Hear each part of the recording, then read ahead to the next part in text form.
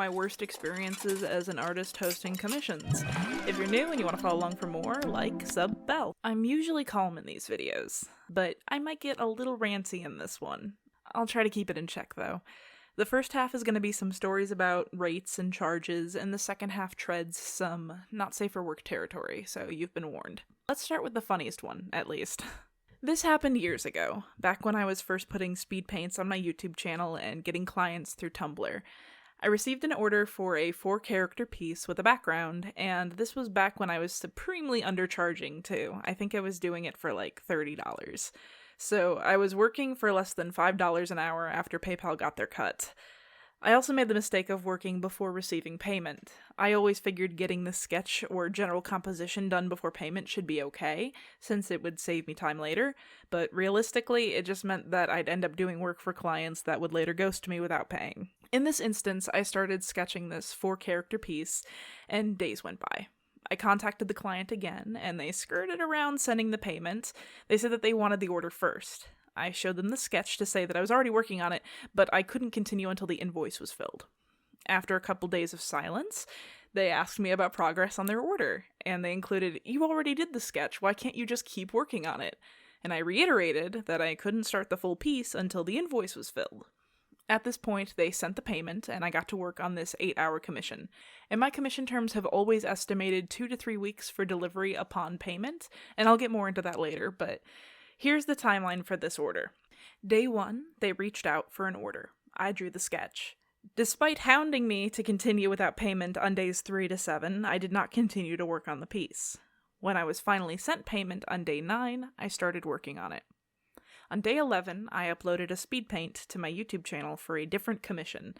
That same day, 11, I get a rage-filled paragraph from the client who was appalled that I had the nerve to prioritize another client before them when they'd been waiting 11 days for their order that they had only paid for 2 days ago.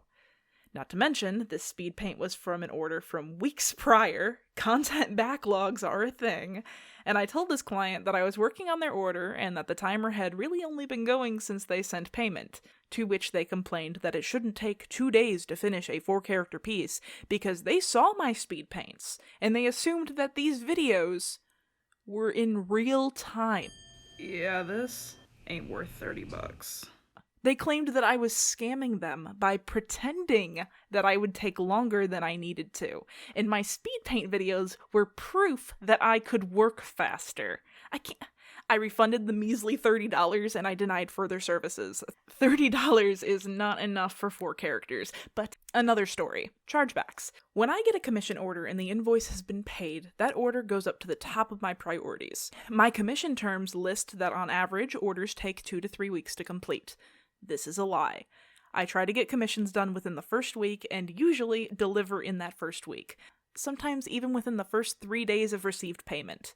Why do I lie about this? To cover my butt in case I get an order when I'm swamped with other deadlines. It saves me in those instances, and when I don't need to rely on it, that means that my clients get their orders way sooner than they expected. And that builds up the value of my business to the client. It makes them more likely to order again someday because it's providing a pleasant experience.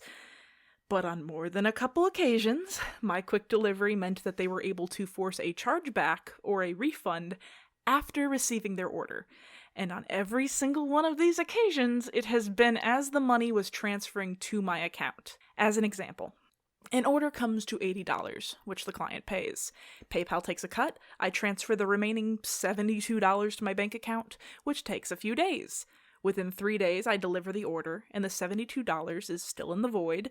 The client forces a chargeback, pulling a full $80 from my bank account. Chances are, this puts me in the red, and every day that I'm in the red is a $30 overdraft fee. And finally, on more than one occasion, the client will use the chargebacked order as their icon or their banner or whatever, and you know they're not going to credit me for it. Hey, real quick, halfway point, I want to say thanks to my patrons. This has happened so often, I can't even pick a specific instance to write about. Listen, I take not safe for work commissions, okay? So when I can tell from an order description, this is a sex thing, but it's ordered as a safe for work commission without any hint of awareness on the client's part, like, I know. And I know you know. And if you just own up to the fact that what you want is fet or not safe for work, we could work from there, and the price would differ. I try to keep my brand squeaky clean. I don't want to expose anyone to not safe for work content if it makes them uncomfortable, and I also don't want minors stumbling onto my not safe for work art. In fact, most of my not safe for work commissions never get posted on any of my sites, social media, or portfolios. But when I get a commission order with no nudity or a hint of anything risque, but the client insists on exactly how detailed they want the feet to be, or the situation of the piece is just a little too close to fet material, I can tell. Trust me. And if I find out before I start, I can charge accordingly. And I can always tell by the notes when that happens, because they'll be like, this looks great, but can you blank the blank a little more? And I'll blank the blank. And they'll go, a little more. And I'll blank the blank further, even though it doesn't look natural anymore. And they'll go, how about a little more? And rinse and repeat until the final product is nothing like the paragraph they sent to me in the original order forms. The terms that we ended on are not the same as the terms that we started on, and that's... Look, I'm gonna get on my high horse and say that it's disrespectful and blatantly ignores my boundaries as an artist running a business. Now, when I get orders like this, I hate having to ask right out, is this a fet thing? So if I feel like I'm getting one of these orders, I intentionally stop making alterations or edits after the first request. You asked for a safe for work commission without fet undertones, and that's what you're getting. You wanted something different? Be clear up front next time so I can charge you accordingly and know what I'm getting into. Finally, this one is a bit of a toss-up. Back when this happened, I was younger, and while now in life I wouldn't take this kind of order, I took them because I needed the money.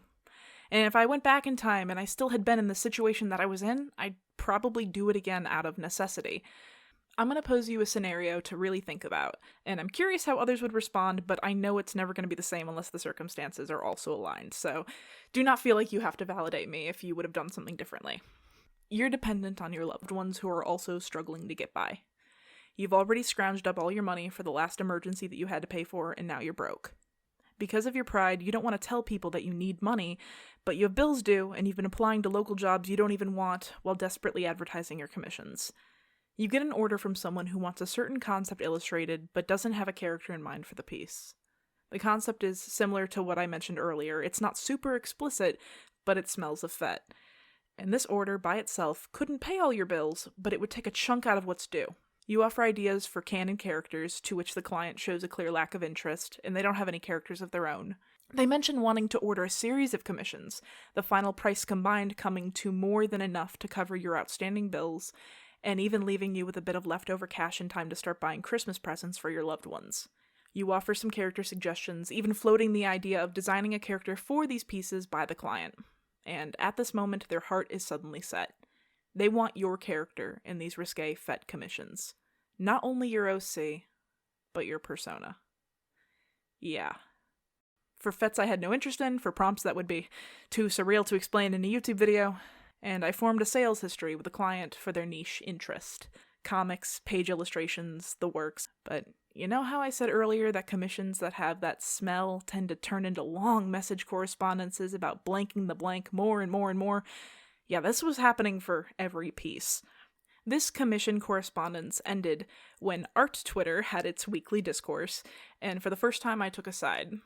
The discourse in question isn't relevant or important, but I'm just gonna risk making enemies anyway and tell you. I was groomed online when I was a minor. Almost every friend that I made that was an adult was a walking red flag of a person. So when Art Twitter was exploding, I took a side. It made me some enemies, and it actually lost me some friends, which was freaky because I didn't think that what I was saying was really that controversial. But this client entered my DMs to ask me to personally explain to them why grooming kids with not safe for work art is so bad. And needless to say, they are no longer my client. So these are my commission horror stories. Hopefully I don't encounter them anymore, but I probably will as long as I have them open. Which, they're open, by the way.